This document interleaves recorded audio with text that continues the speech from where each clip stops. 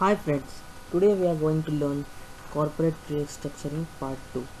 Before we had learned the different types of corporate structuring in the part 1. Portfolio restructuring.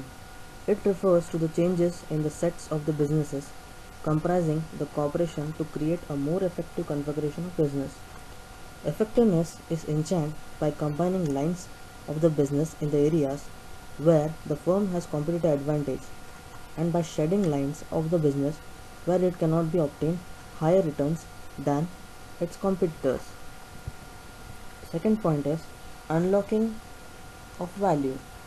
It can be achieved via demerger of a certain business that may not be adding of the bottom line of the company.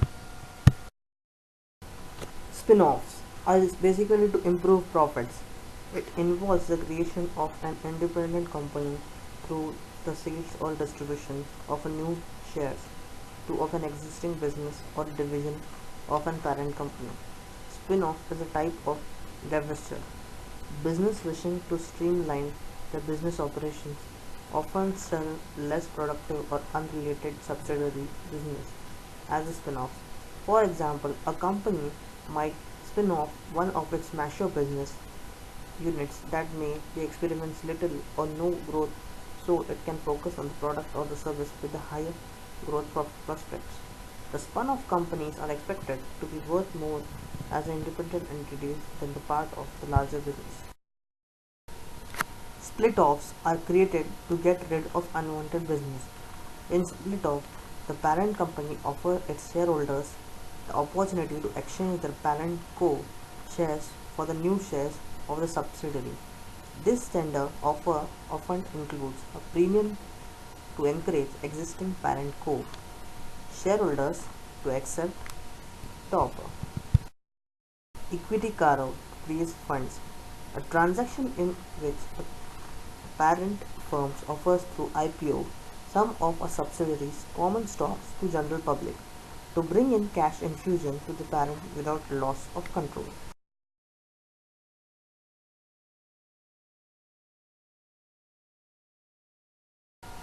Forms of business restructuring in India. Portfolio restructuring, acquisitions or management take for various consolidations, few are given below, have driven the firms to acquire the companies in India. Generally, instead of 100% acquisition, only controlling blocks of the shares have been acquired. Acquisition for the market entry, acquisition for diversification, acquisition for increased market share, industry consolidation. Merger and amalgamations. Consolidation at the business group level. This is done to gain critical mass, reduce cost, gain focus and eliminate intra-group competition. Financial and tax consideration. Mergers with the sick firm for the tax benefit. Asset stripping.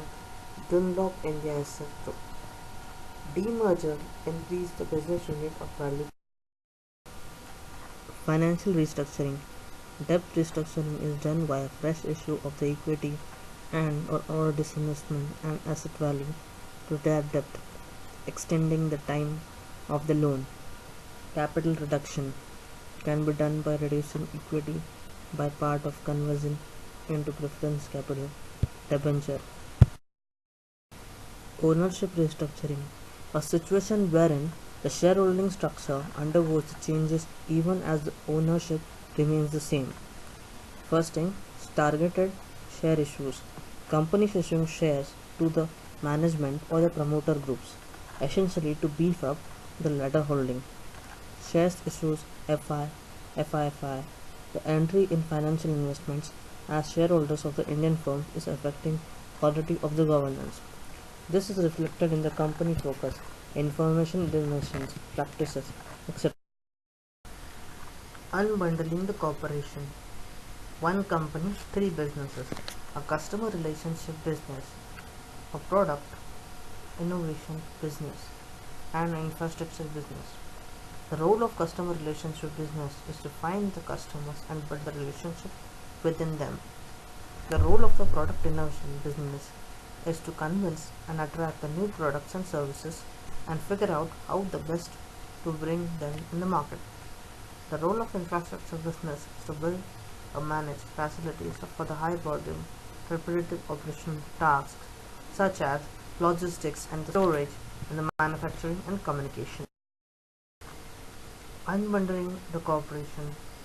These three are the main, rarely a map neatly to organization structure of the corporation. They therefore correspond to the core process. The core process are the cross-functional workflows that stretch from the suppliers to the customer's end, and the combination define the company's identity. The conventional wisdom requires that these three business core processes must be combined within a single company. If those activities were disrupt to separate companies, the thinking goes that interaction cost. Interaction cost is required to coordinate these activities would be too great, therefore it's cheaper to do it in-house. Now let's get to know what is basically interaction cost. Interaction cost represents the money and time that are expended whenever the people and the companies exchange goods and services or ideas. It includes and goes beyond the transaction cost coined by the economist.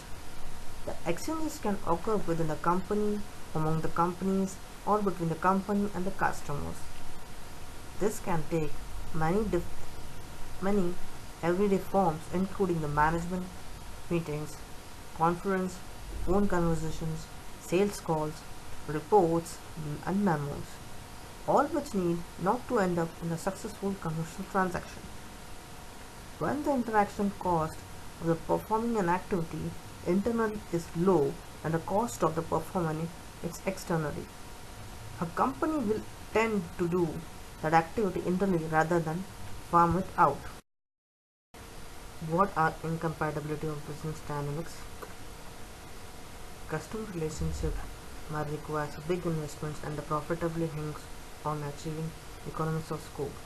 In the purest of scope, it seeks to offer a customer as many products and services as possible. Product innovation in business needs speed and not scope. It focuses on service employees, not on customers. Employees, everything is done to attract and retain the best talent needed to come up with the latest and best product and service. Small organizations therefore are more suitable to nourish the creativity and fleetness much needed to the product innovation. The scale drivers, infrastructure, businesses. Such businesses require a capital initiative facilities that entail high fixed costs. To keep the cost low, they are motivated to make their activities as routine and predictable as possible. These decision formula breaks in emerging markets. What do the business groups provide? How do they add the value? They substitute or for the interment, they provide the funds needed in diversification, growth for the group business, substitute for the labor market institution, develop a common brand name which group of companies can leverage the nationality or the worldwide. Therefore, if the diminishing the business groups is not the best option, what needs to be done? The BGS should be encouraged in the short term to make a proper reforms to substitute for the market institution, capital market, product market, labor market, etc. Governments in these countries should focus on building these institutions in long run. Domination BGS will happen naturally once these institutions are in place. Increasing competition will force these bad CGS to restructure this service.